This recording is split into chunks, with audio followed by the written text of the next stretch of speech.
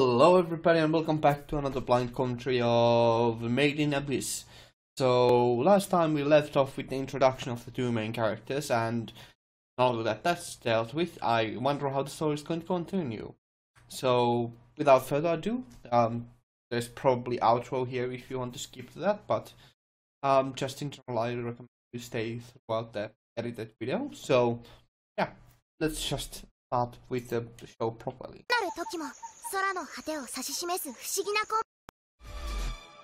It's a very upbeat opening. So the opening is at the very least very upbeat. Like surprisingly so. I was expecting that to be it to be more melancholy and more dark, because there's certainly going to be some darker themes that the show goes into. So that's a pretty positive surprise, I must say. So yeah, it's a pretty good surprise.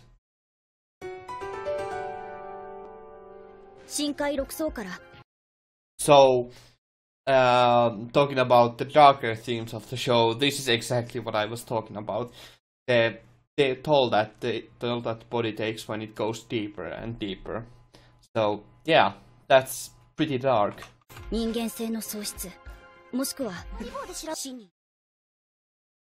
Okay. Well, that's literal probing. That's pretty surprising. Must be horrible for Reg to hear that he has been experimented upon.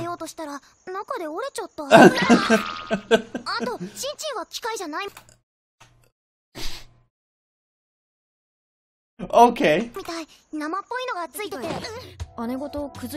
Rag picking. That's an interesting term there. I wonder if that's close to just stealing, so that's cool. How heartwarming.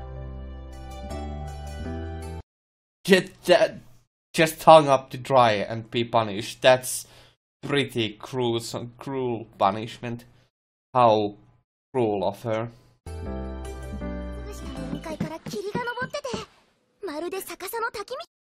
That's pretty good that they are just... It's a very heavy-handed exposition dump, but at the very least it gives us quite a bit of information about the second layer, so that's... It is very heavy-handed, but I suppose it is functional and all.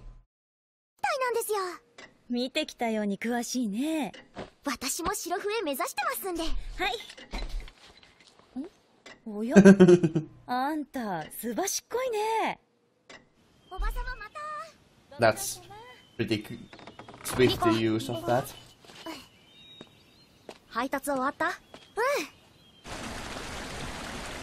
They're making deliveries. That also explains why how otherwise they are gaining their sustenance or where they are getting their funding from, by doing some odd jobs. That's a pretty sneaky way to explain that with just some implications and just one throwaway line. That's a very good way of giving us more information about their funding.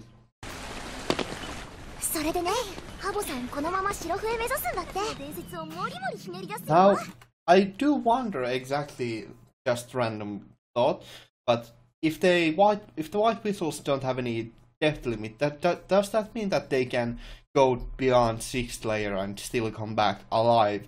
Because it was said that even the effects of the curse of Abyss were loss of humanity and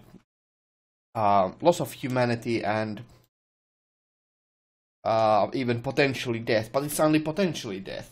So is it possible for them to still go that deep without dying? I wonder. Rico. That probably means that the Liza is dead, so that's... They really make a big deal out of it. I wonder how many there actually are, how many people are white whistles, because I would imagine that it's a very low number, because it's such a dangerous job and it requires quite a lot of training. So losing even one, is a big deal, and apparently it's a big deal that even that a squad is returning. So yeah.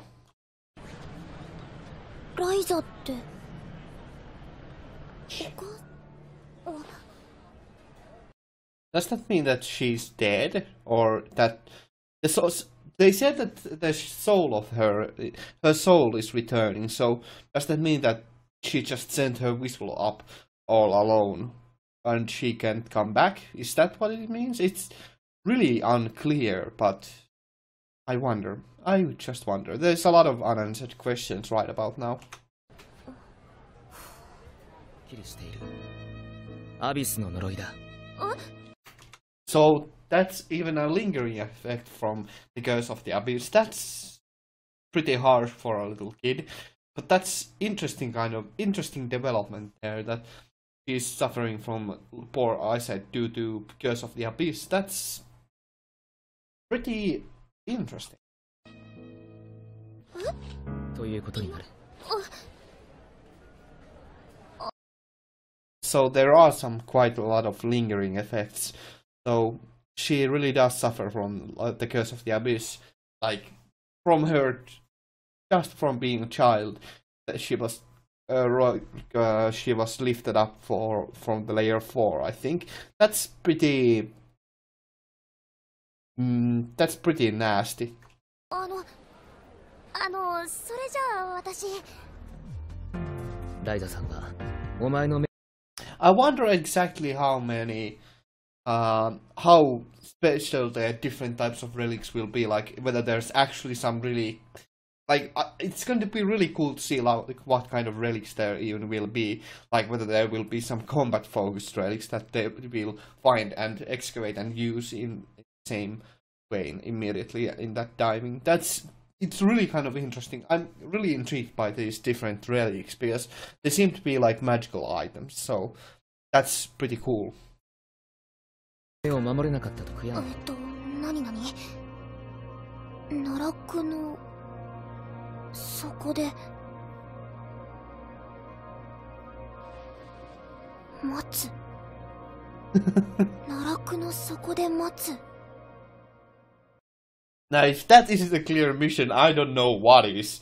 That's really a really on the nose mission reminder, or mission set for here now. That's pretty cool, and it's pretty intriguing. Like they are building up this mystery of Reg, where he came from and what he's capable of, and apparently he also has something to do with Rika's mother as well. So it's a good mystery. It's very well built up at the very least. Oh. Is it already over?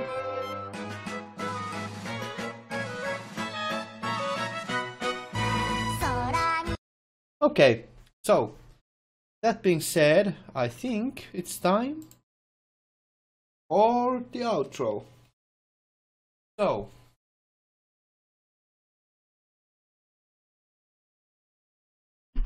it's a very well-paced show because it leaves off at a minor cliffhanger, but it doesn't have a lot of questions unanswered. I really am kind of interested to see where the show is going at the very so. It's pretty interesting at the very least, and it has a lot of good mysteries built up to it, and the show masterfully interweaves mystery and world building at the same time without being too overly exhausting for the viewer. So it's a very proficiently made show at the very least. So for that, I give the show kudos for. It's very, very intriguing.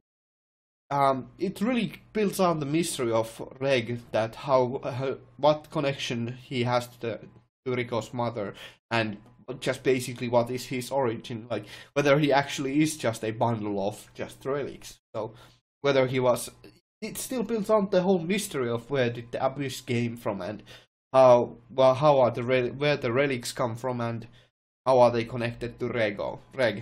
So yeah, it's a very well built mystery at the very least. It has a lot of adventure and exploration theming to it, so I wonder when we're actually gonna get to go down to the abyss itself, the eponymous abyss. It's going to be really quite exciting once that happens. So, I still have a lot of unanswered questions, but they are. It's fine that they are unanswered because a lot of the important questions are answered, however. So yeah, it's pretty. I keep saying cool, but it's pretty intriguing. So yeah. With that being said, I thank you all very much for watching. I hope to see you on the future. Great day and stay on. And move out.